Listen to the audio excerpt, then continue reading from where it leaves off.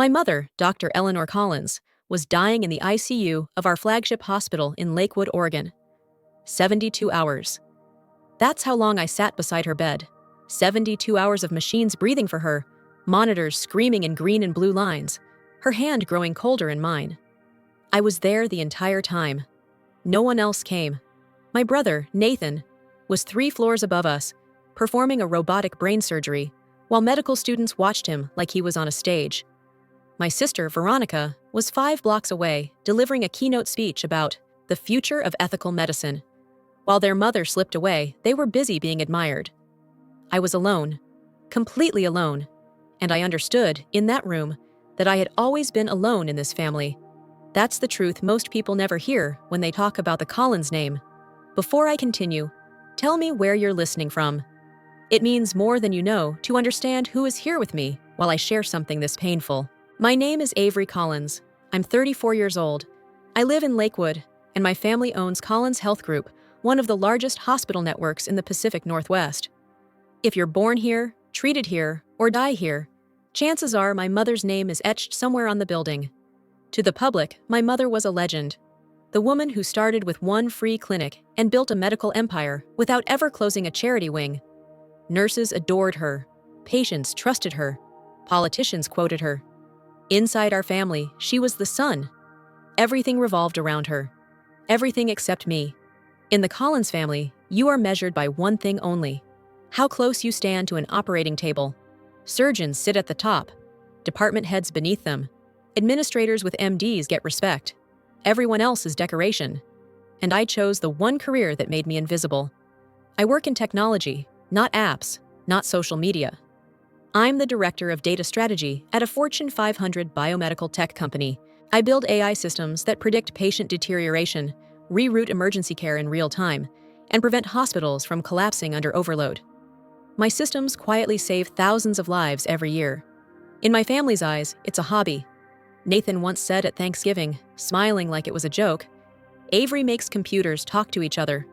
Veronica actually patted my head and told a room full of surgeons that my job was cute. They laughed. Every time. My brother, Dr. Nathan Collins, is the golden child, a neurosurgeon with magazine covers and live-streamed surgeries. He loves the performance of medicine more than the work itself. My sister, Dr. Veronica Hale, the COO, is the spreadsheet. Power suits, political lunches, corporate buzzwords. She doesn't heal patients, she manages optics. And then there's me.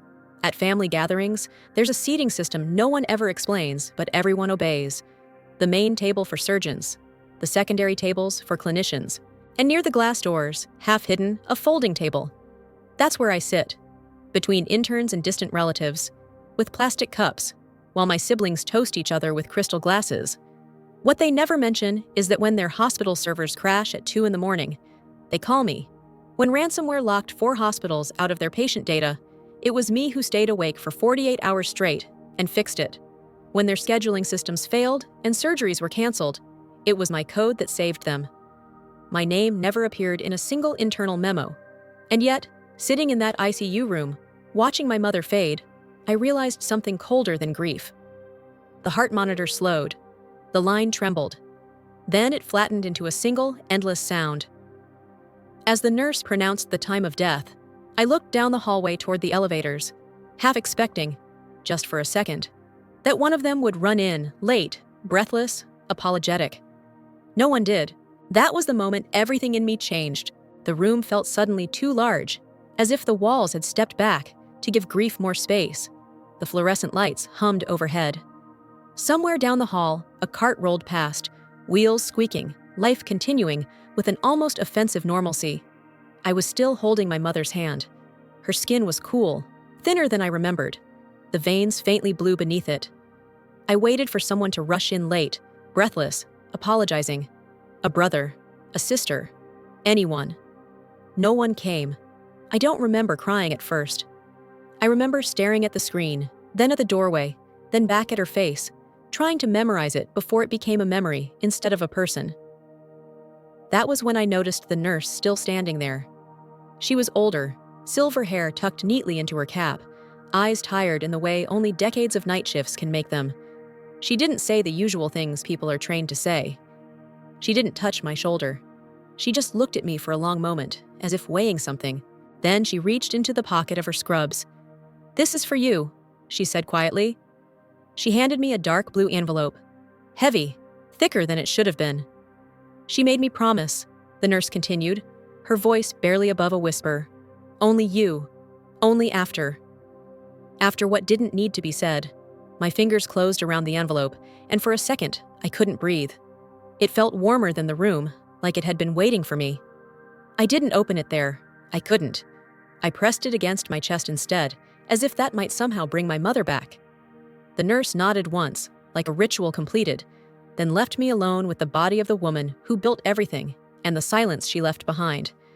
Hours later, after the paperwork, after the formalities, after I walked out of the hospital past the same security desk where my siblings' photos hung on the wall, I finally sat in my car. That's where I opened the envelope. Inside was a letter. Not one page, several. My mother's handwriting was unmistakable, sharp and deliberate, the same way she signed surgical notes. "Avery," it began. No titles, no explanations, just my name. She wrote about watching me sit at the edges of rooms, about hearing the jokes she pretended not to notice, about seeing my ideas dismissed because they didn't come with an MD after my name. She apologized, not vaguely, not defensively, clearly, directly. She admitted she had let the system she built silence her own daughter, that she told herself she was protecting the family, when in truth, she was avoiding conflict with the children who resembled her world more closely. I had to stop reading twice because my hands were shaking too much. Then the letter shifted. My mother wrote about preparation, about patience, about time. She explained that more than 10 years ago, when she realized where Nathan's ambition was headed and how easily Veronica bent toward power, she made a decision in silence. She created something she called Avery Collins Trust, a blind trust, invisible, untouchable. Year by year, quarter by quarter, she transferred shares of Collins Health Group into it. Quietly, legally, methodically, no announcements, no signatures anyone else would recognize. She wrote, "You do not inherit control, you already have it." I remember reading the number 3 times before it made sense. 37%, voting shares, more than my brother, more than my sister, more than them combined. I stared at the letter as if it might change its mind. My mother anticipated my disbelief. She anticipated my fear. "This is not a gift," she wrote. "It is a shield, and if necessary, a weapon." I sat in that car long after the sun went down, the hospital glowing behind me, my family's name lit in white letters against the night. For the first time in my life, I understood something with terrifying clarity. I wasn't the forgotten child, I was the contingency plan. Nathan wasn't planning to honor her legacy. He was planning to liquidate it. Buried in the later pages, my mother laid everything out with surgical precision. Nathan had been holding private calls with a multinational pharmaceutical conglomerate, the kind that swallowed hospital systems and stripped them down to profit centers.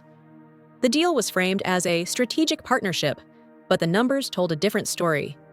He would receive a personal bonus worth tens of millions, consulting fees routed through shell entities, long-term board seats, and in return, the company would shutter low-margin clinics, close community hospitals, and quietly abandon the neighborhoods my mother built Collins Health Group to serve. She wrote one sentence that I couldn't stop rereading. "He will sell the soul of this place and call it efficiency." My grief hardened into something sharper. Along with the warning, my mother left me names. Not explanations, just names and roles, written in the same ink she used for everything that mattered. Her attorney, the one who had handled matters she didn't trust the board with. A private wealth manager at a discreet bank downtown. An independent board member who had voted against Nathan more than once. A representative from a public pension fund that held a significant stake. And finally, a single line that made my pulse jump. A federal investigator's name, written without comment. This wasn't improvisation, it was preparation. The annual shareholders meeting was scheduled 2 weeks after the funeral. Nathan moved it up, citing market urgency. That alone told me he knew time wasn't on his side. The boardroom that morning looked exactly like it always had. Long, polished table, city skyline behind floor-to-ceiling glass. Nathan at the head, Veronica beside him, immaculate and unreadable. I took my seat halfway down the table. No one met my eyes. The meeting started smoothly. Too smoothly. slides about growth, about vision, about streamlining governance. Then the real agenda appeared. Nathan stood and smiled, hands folded like he was about to receive applause. "For the long-term stability of the organization," he said, "we propose an amendment. Strategic voting authority will be limited to licensed medical professionals with executive tenure." The words were clean. The meaning wasn't. Veronica clicked to the next slide. My name appeared on the screen. A headshot I hadn't approved.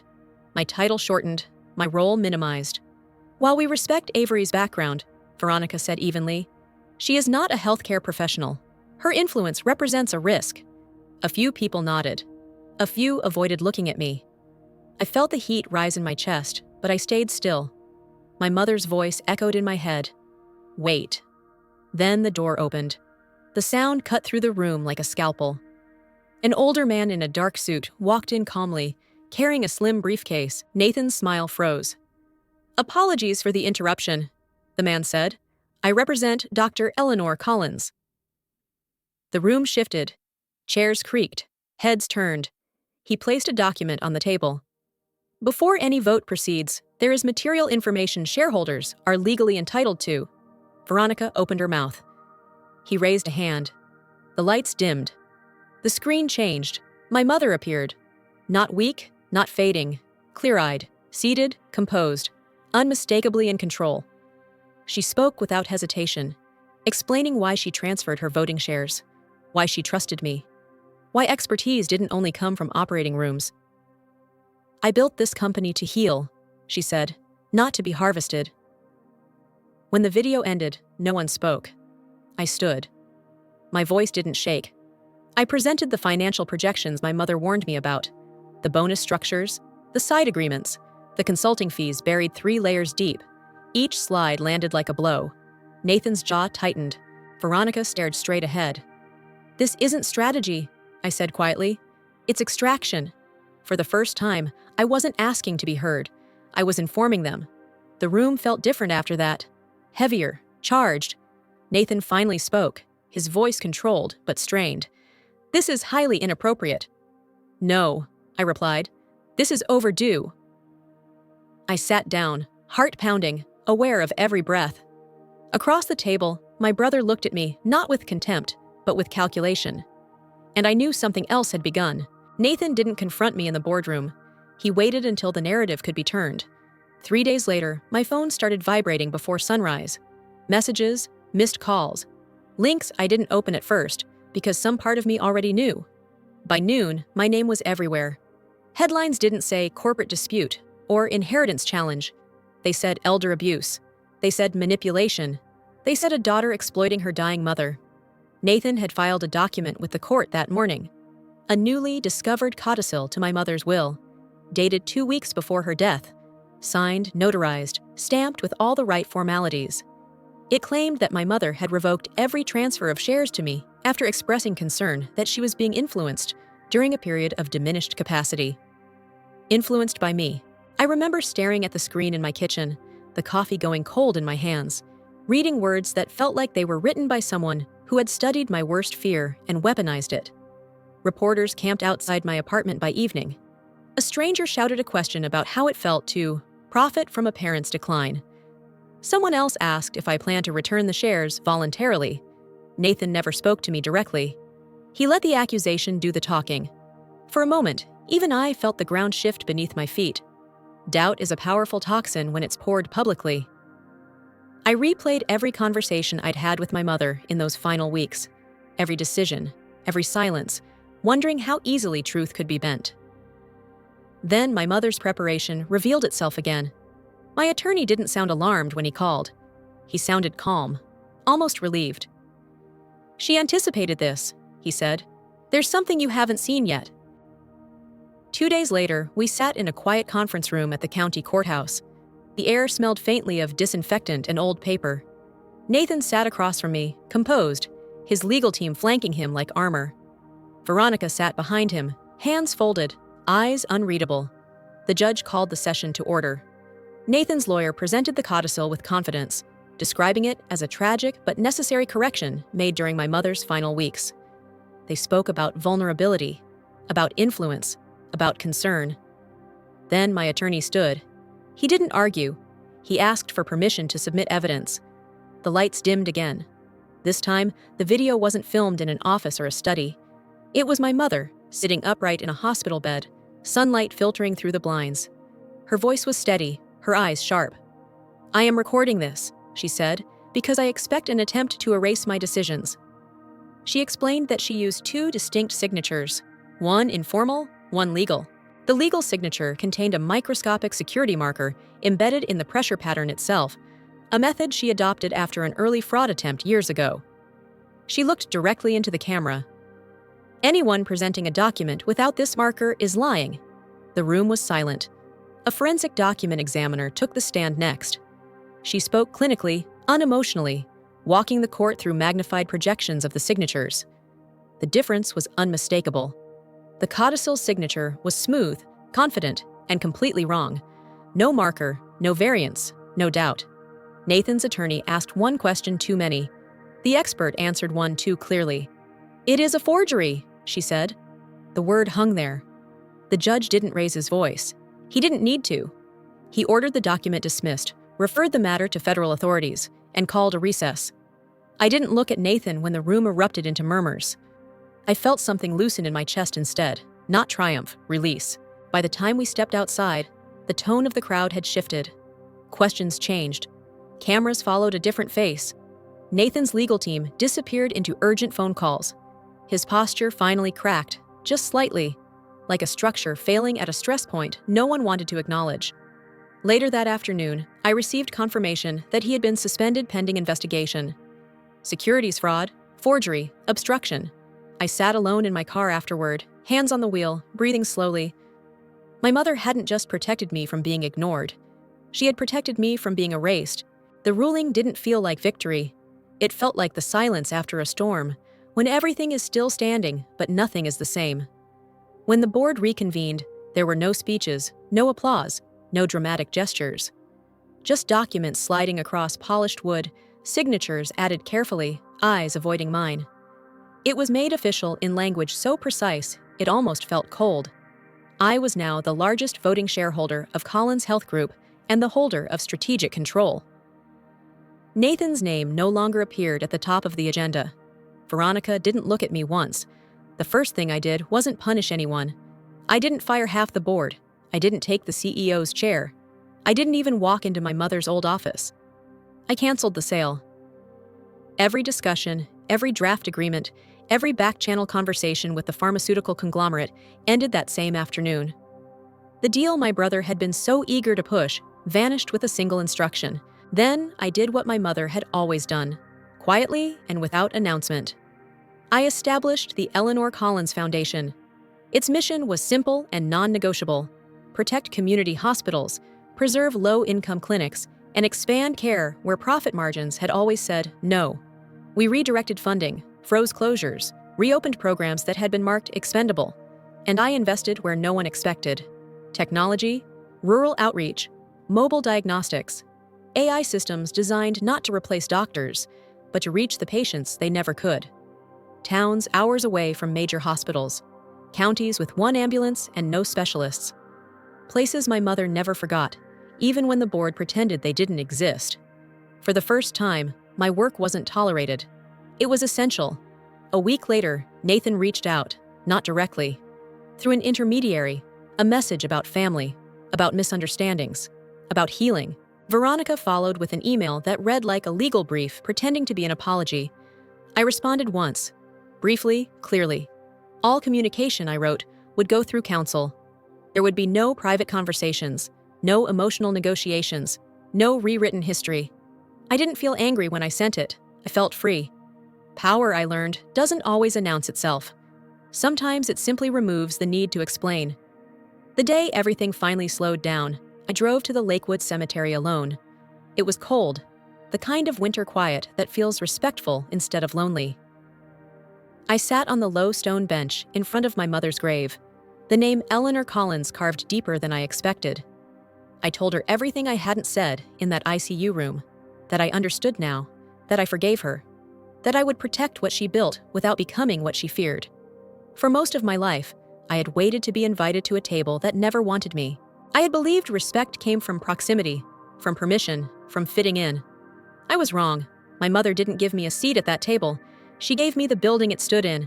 And I finally understood her last lesson. You don't earn your place by shrinking. You earn it by refusing to disappear. If you stayed with me from the beginning of this story to the end, thank you. Truly. I hope wherever you're listening from, this season brings you peace, warmth, and healing. I wish you a Merry Christmas, filled with kindness and quiet strength. And if this story moved you, please like and subscribe. There are many other women out there, with stories just as powerful, waiting to be heard.